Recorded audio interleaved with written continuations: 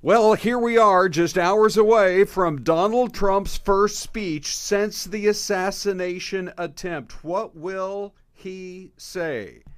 And JD Vance, the focus last night, as he promised the working men and women of this country that they will be his top priority if he becomes vice president. And with almost no talk about social issues like abortion last night, we'll tell you what Vance just told a group of evangelical voters this morning. Hello, everybody, and thanks for joining us. This is Fox 10 Talks, the show after the show. We go on at 10 every morning. You can catch us live on the Fox Local app as well as on our YouTube platform. It's a great chance to dig a little deeper into some of the big stories. We also, by the way, here we are. We just wrapped up 4th of July. Then we got back to school shopping and the start of football. But are you already ready for some Halloween shopping? One of the hottest items for the last couple of years, Halloween-wise, is rolling out already in July at the stores. We'll tell you all about it. But let's start with this. With issues like abortion and traditional marriage essentially removed from the GOP platform, not much mention of those last night or things like parental rights in the speech. JD Vance took time today to try to reassure evangelicals and other social conservatives. Politico is reporting that he took time to tell them they still have a seat at the table.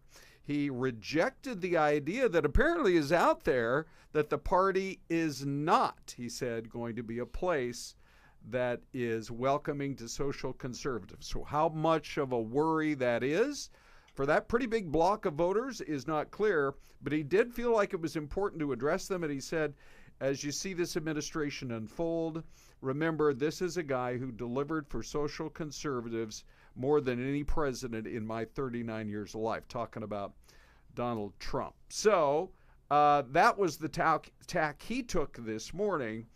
And I do think that evangelicals are probably safely in the Trump-Vance camp, unless John Hook is going to correct me in the next 15 seconds.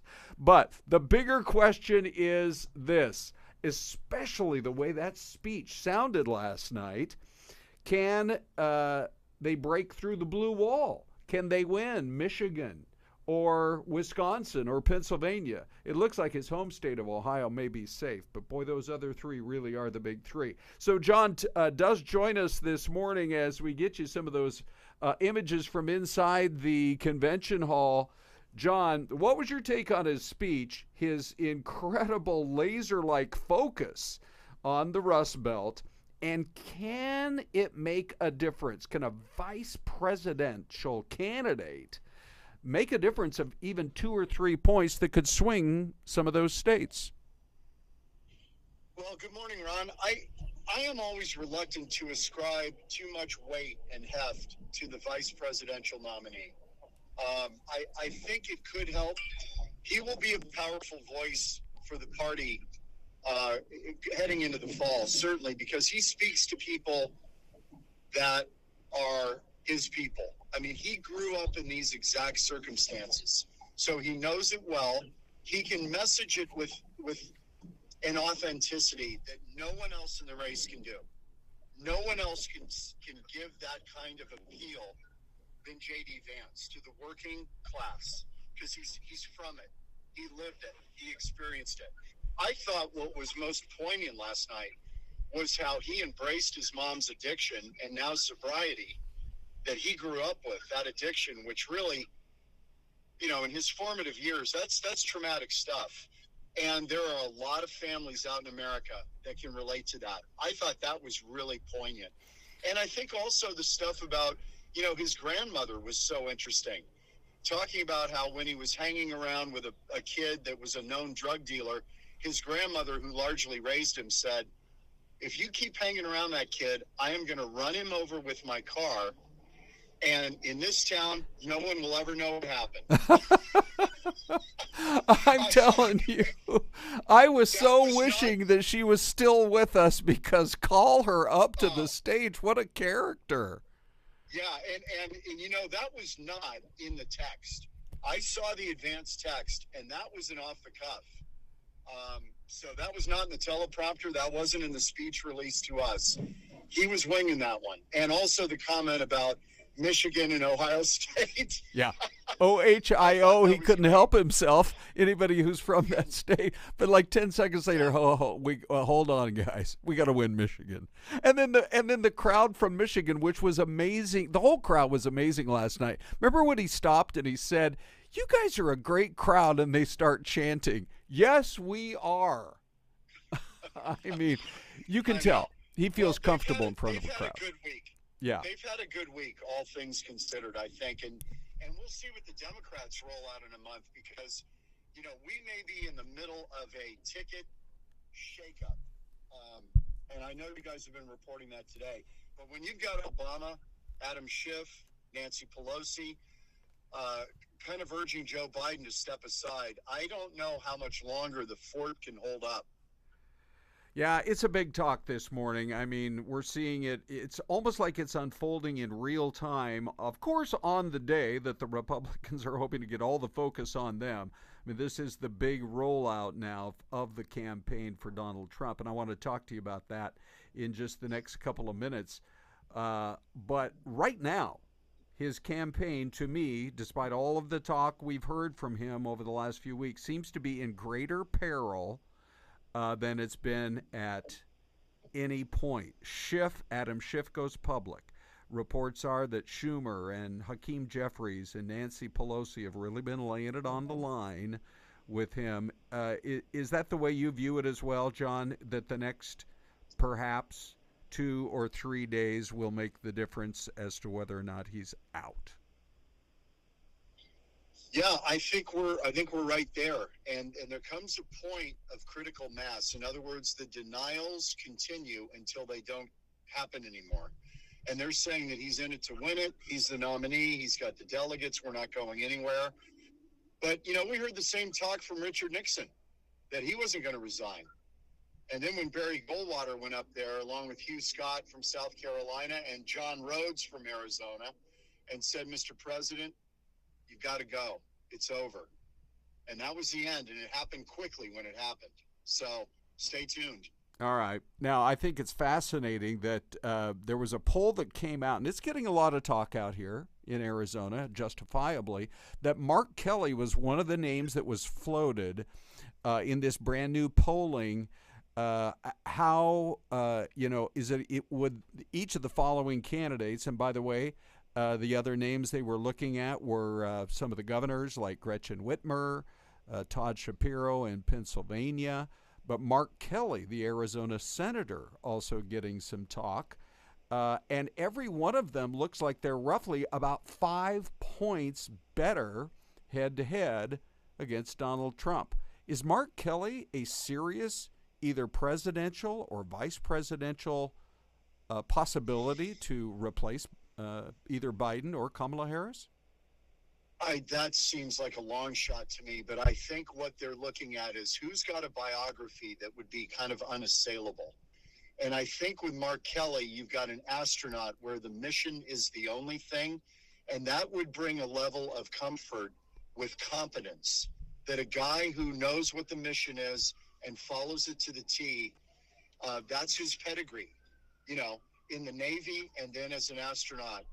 So that's the kind of thing where they're thinking, I'm sure they're thinking, who can we put against Trump that would have a kind of an unassailable biography and maybe not a very thick resume politically, because Kelly's only been in there a while. So there's not a great track record to really go after. With Joe Biden, you've got 50 plus years of votes to go after. And with Kamala Harris, you can go back to troubles in California. So there's a lot more to attack on her record. They've been public figures longer. So Mark Kelly, that's an interesting thing. And I wonder if you had a shakeup, could he be a vice presidential possibility? Mm-hmm. That would seem more likely to me. When I heard about this poll, that was actually one of the first things I thought, because anyone other than the vice president, you just wonder how wide open this could all become over the course of the next several weeks. If she's good with being at the top of the ticket, then the real question would be who would be that VP pick. And so to me, that actually makes a little bit more sense. Don't want to get too much into the weeds, John, but there is an old phrase out there: be careful what you wish for. If the move is so strong within the Democratic Party to get Biden to drop out, I'm trying to think if there's a precedent for this late in the game to remove someone off of a ticket, and the kind of the uncertainty that then that maybe presents in terms of whether the other party exploits it or not. I go all the way back to 1972, and George McGovern was running for president on the Democratic side. Yes. Yeah, Thomas Eagleton. Yep. And so there were some reports that came up. I mean, it's incredible that this would even be a disqualifying feature in this day and age. It would never be. But the fact that he sought some psychological, psychiatric counseling, McGovern just caved within days of those reports. And he never could really regain his footing. Is there any, you think, are any parallels to the fact that the guy that won this thing for them in 2020 and promised to, even though he didn't necessarily as president run right down the middle or serve right down the middle, some would say he went a little further to the left, but he was the guy who made sure that they won in 2020.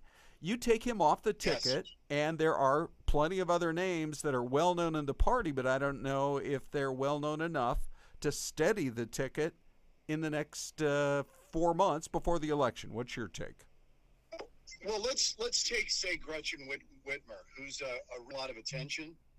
They wouldn't know a lot about Gretchen Whitmer. They'd have to do a whole bio rollout and try to do this in a truncated fashion in 4 months. That just strikes me as a really heavy lift. I don't see them abandoning Kamala Harris. I really don't. Yeah. If it's not Biden, I really think it's got to be Kamala Harris. But can the ticket remain steady? I don't know. You're right. We're in unprecedented territory. Replacing your VP like Thomas Eagleton in 72, that's a far different cry than removing the top of the ticket. Yeah. All right. I just don't know. I don't know what you do. Just real quick, we got about a minute left, so let me just ask you, President Trump's granddaughter, as she was speaking, I saw him smile more during her 5 minutes than any other speaker at the convention. A brief thought on how that all went in an effort to kind of humanize him.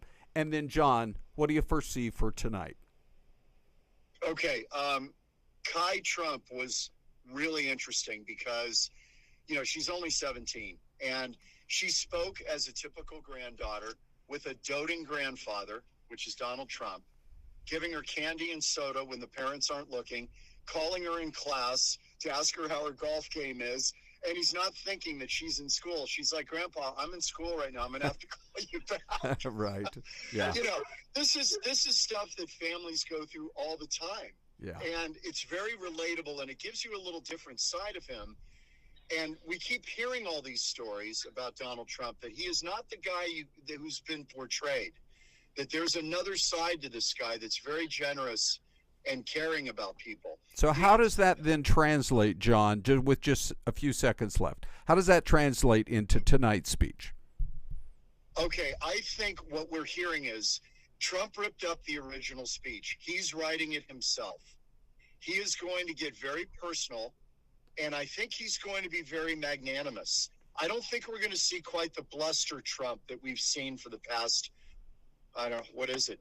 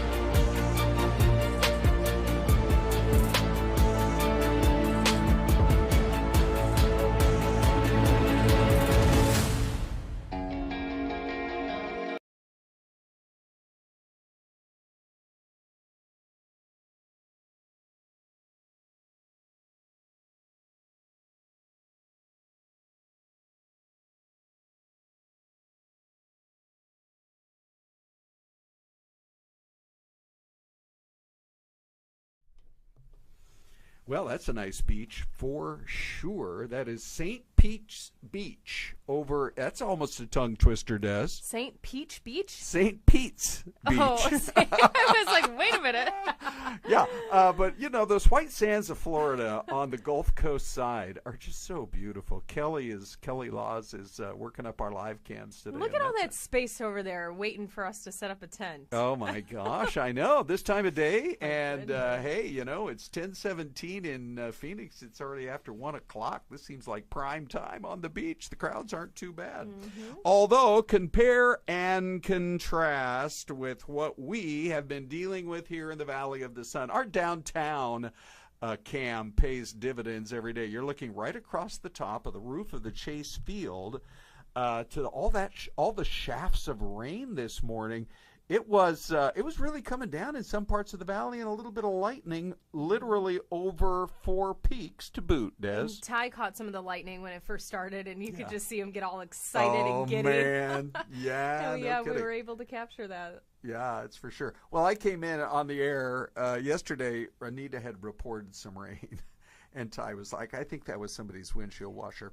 I know. Well, and then I told him I woke up to what I thought was maybe the remnants of a dust storm, and he goes, you're crazy. But I came in this morning and said, I got rain out there at Power Road and the 60, and everybody was looking at me like, I'm not crazy. Are you sure? And now by about 5 a.m., this is what it looked like. So we're really in the brunt of it now, and it's going to be interesting over the next couple of days. A lot of moisture over Arizona skies. We could see more of it later tonight, I'm hoping. Yeah, it's an active next, 5-6 days at least. Yes, yeah. Slower? Little Can bit, you hear me? 2 inches, just to make sure I can hear you loud and clear. I do have one of the great sound engineers working with us. Okay, so that's certainly one of the big ones that we talked about on the show this morning. I also thought that the story of this, first of all, I got to go ride this ride over in San Diego. What? You now want to ride it? Now I do want to ride it because I love roller coasters. Oh my and gosh. This thing, what's it called? Like the Crazy Eel or something? Yeah, something eel in San Diego. Yeah, it's at SeaWorld. It's called the Electric Eel Roller Coaster. And Selena and Ariella Higgins from here in Arizona were riding it when all of a sudden Ariella's strap gets unclasped. She posts about it. The videos had 7 million views. And she said she told the people that were running the ride of what was going on, and that all they did was offer her some free tickets. And she says they immediately started putting people back on that ride. I just wanted them to take a few safety precautions. Now, on the other side, SeaWorld came out with a statement saying that harness is a comfort collar. Just for the rider's comfort, it's not the restraining device. It's that lap bar and a shin bar that are the key restraining devices on the coaster. I don't know. When you look at the picture, it looks as if the shoulder straps are at least providing some extra support. Right. I'm trying to think, well, if they're just for comfort, why are they there at all correct. then? You yeah, know? I don't know if I'm completely buying that. Well, you know, the mom was obviously concerned, and nobody was hurt, and everything's fine. And so SeaWorld says, look, we have plenty of, just plenty of safety features in place. And so, yeah, I mean, they felt like they didn't need to shut the ride down or anything like that. What is, Des, the scariest ride you've been on? Can you think back to, did you guys have a theme park growing up? Yeah, we had something called Fantasy Island, and we had Six Flags, Darien Lake. Okay. So those were both amusement parks. Good. Yeah, they had roller coasters. But most recently, I'm just thinking to Ostrich Fest that was just here in March. Scared you like what crazy? Did we go on? And my husband does not like roller coasters. Okay. I love them. Yeah. And we went on, I think it was called the Inversion. So it's like a pendulum where you sit and you're strapped in from over your shoulders, your feet dangle, you spin, and then you go up and around and upside down. And so I'd say that, I guess. Okay. Do you like roller coasters? I love roller coasters. You do? And I think, I'm trying to remember the name of it. I think it might have been the Batman ride at Magic Mountain. Okay. But they strap you in and you're like, I got this. Then all of a sudden you go parallel to the ground, which Like on your belly? You're standing like this, and then all of a sudden, you're face down to the concrete, and you're on base. I mean, you're still what? Maybe 3 feet above the ground. That's but you're floating and you're locked in, and all of a sudden, you just shoot.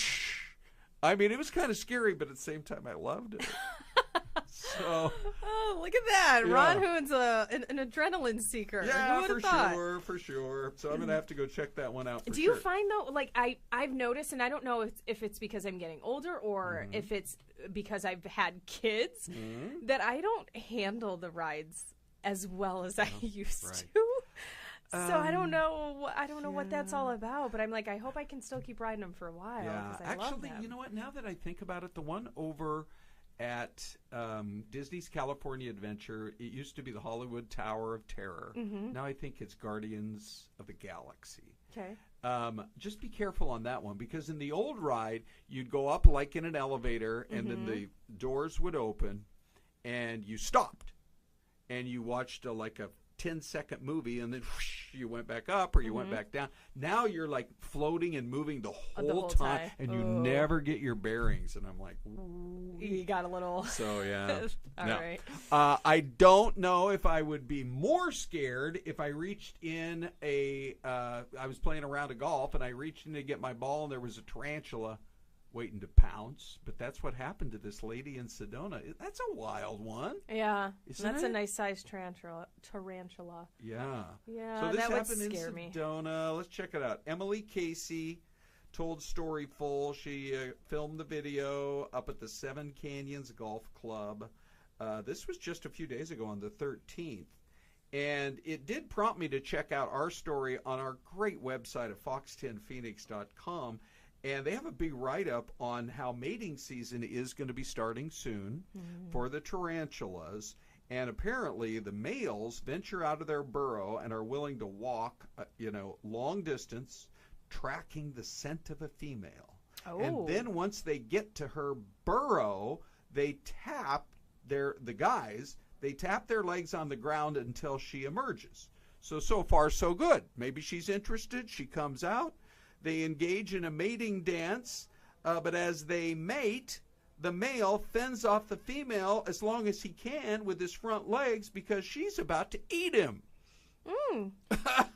I guess some people get hungry after doing the deed.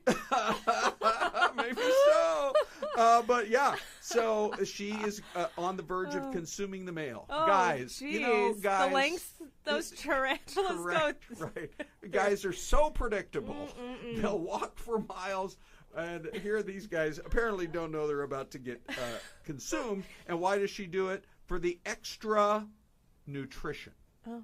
There you go. So anyway, glad that is confined to the insect world. All right, let's go to if you are ready to shop for Halloween. I don't know if a lot of people are or aren't, but Skelly is about to make his return. He may already be in a few stores already. If not, he'll be there soon. This is the 10 to 12 foot tall skeleton. They're massive. Yeah. My next door neighbor got one. And I walked over there with my little granddaughter thinking, okay, now be careful what you look at. She's like, oh, Pop, it's so cool. She wasn't It doesn't scared. really scare anybody, even the youngest I will say, the dog is pretty cute. Yes, right. Yeah, so it's Skelly and Skelly Dog. And they're so popular, they brought Skelly back after that first year. It became a phenomenon at the Home Depots.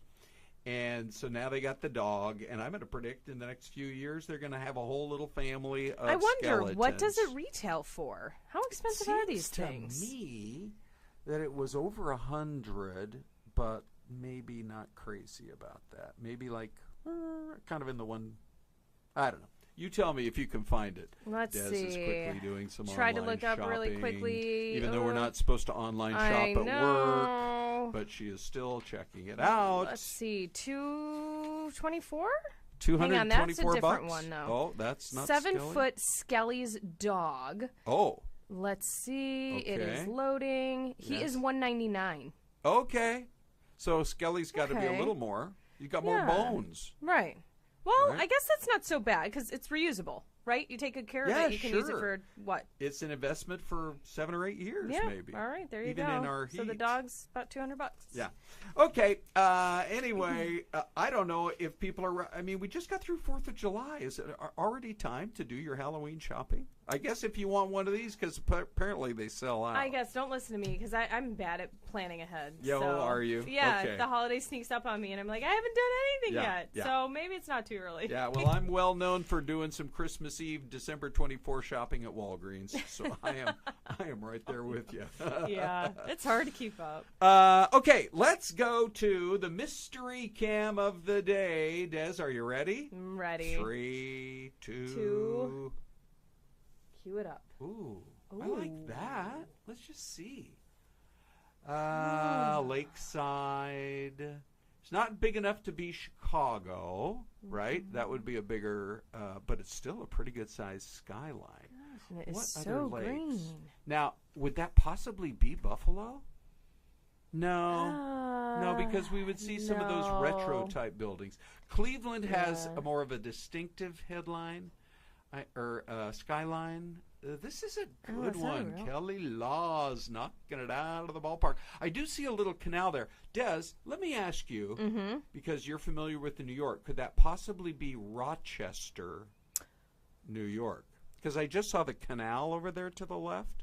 And I thought, the old Erie Canal. No, it wouldn't be Rochester. Is I Rochester feel like not that's right on the water? No, it's not. It's, okay. I mean, a little more central, I guess you could say. Yeah. So I don't think it's Rochester. I'm looking for It's any not big Buffalo. stadiums. We invite you guys, of course, to play along at home. I don't know. I guess I will guess. What other city by the lake do we know about? It's not Madison, Wisconsin, which is on the lake, but the lake is not that big. And it's clearly on a lake, and it looks like it's in the Great Lakes. So I'm going to shock you. I'm going to go for Buffalo. You because are? I don't have another good choice, and I feel like maybe those. If you get this and I'm wrong, yeah. I don't know. I'm just gonna go Cleveland. It's not Cleveland because it's too small. Here we go. Here comes Des on the Des cam. Here's your answer. It is. Oh. What do we got? Shorewood, Wisconsin. Really? Where is that? So that must be like near Milwaukee, right? Let's see. I could see where we could be. I've never looking at been to Milwaukee. Shorewood. I